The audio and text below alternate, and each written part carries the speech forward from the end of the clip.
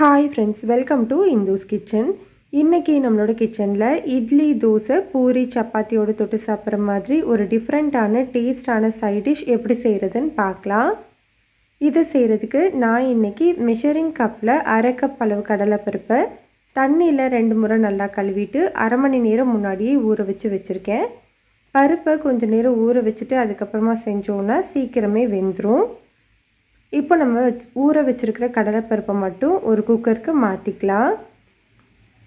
இப்போ இதில் ஒரு 2.5 கப் அளவு தண்ணி சேர்த்துக்கோங்க. நான் இன்றைக்கி மீடியம் சைஸ் தக்காளியாக 3 மீடியம் சைஸ் தக்காளி எடுத்திருக்கேன். தக்காளியில் இந்த மாதிரி லைட்டாக கீறிட்டு உள்ளே சேர்த்துக்கோங்க.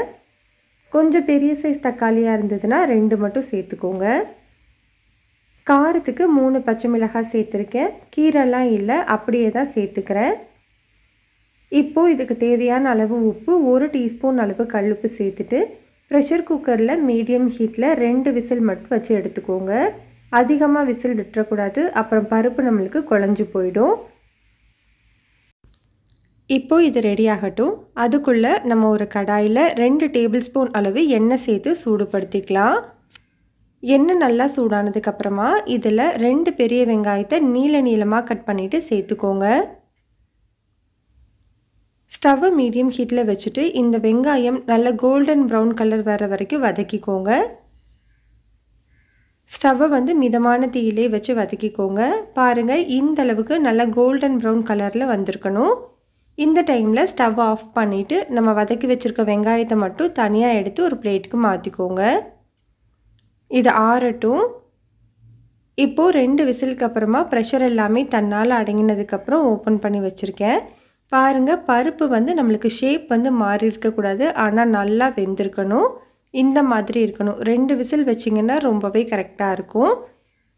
இப்போ நம்ம வேக வச்சுருக்கிற தக்காளி, பச்சை மிளகாய் இது 2 மட்டும் ஒரு மிக்ஸி ஜாருக்கு மாற்றிக்கலாம். இப்போ இதில் தண்ணி எதுவுமே சேர்க்காமல் நல்ல ஸ்மூத்தான பேஸ்ட்டாக அரைச்சி எடுத்துக்கோங்க. அரைச்ச இந்த விழுது தனியாக இருக்கட்டும். இப்போ நம்ம வதக்கி வச்சுருந்த வெங்காயமும் நல்லா ஆறிடுச்சு.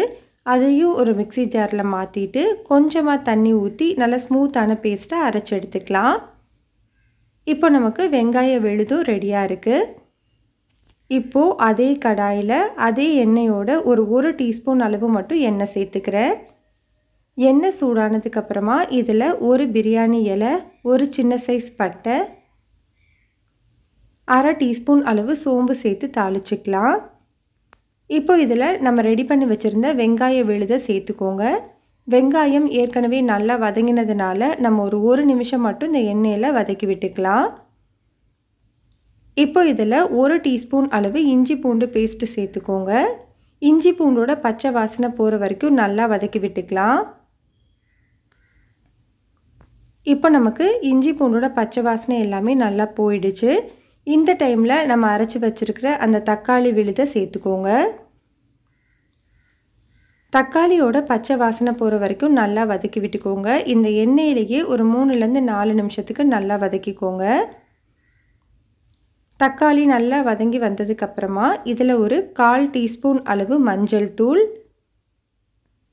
காரத்துக்கு 1 டீஸ்பூன் அளவு தனி மிளகாய் தூள் சேர்த்துக்கிறேன். உங்களோட காரத்துக்கு ஏற்ற மாதிரி மிளகாய் தூளோட அளவை எடுத்துக்கோங்க. இது கூடவே 1 டீஸ்பூன் அளவு மல்லித்தூள் சேர்த்துக்கலாம். கூடவே அரை டீஸ்பூன் அளவு கரம் மசாலா தூள் சேர்த்துட்டு நல்லா வதக்கி விட்டுக்கோங்க. தூளோட பச்சை வாசனை நல்லா போனதுக்கப்புறமா நம்ம வேக வச்சுருந்த கடலைப்பருப்பை தண்ணியோடவே சேர்த்துக்கோங்க. இப்போ இதை மசாலாவோட நல்லா கலந்து விட்டுக்கலாம்.